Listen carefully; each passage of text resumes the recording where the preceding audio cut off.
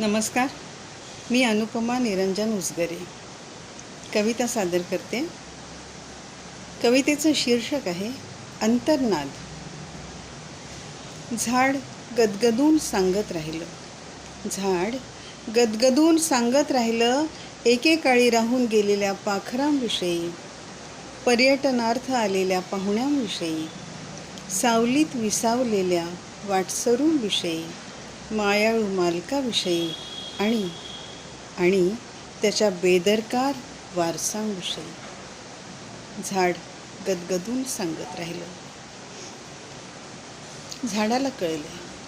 झाडाला कळलंय त्याचा सौदा झाल्याचं, इथल्या हवा पाण्यावरचा त्याचा हक्क संपल्याचं, त्याच्या मुळाशी कुऱ्हाड ठेवल्याचं.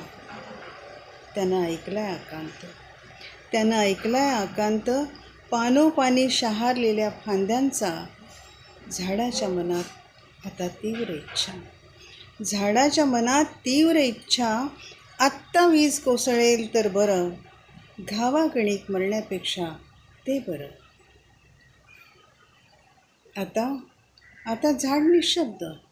आता झाड निशब्द, स्तब्ध, आणि मी मात्र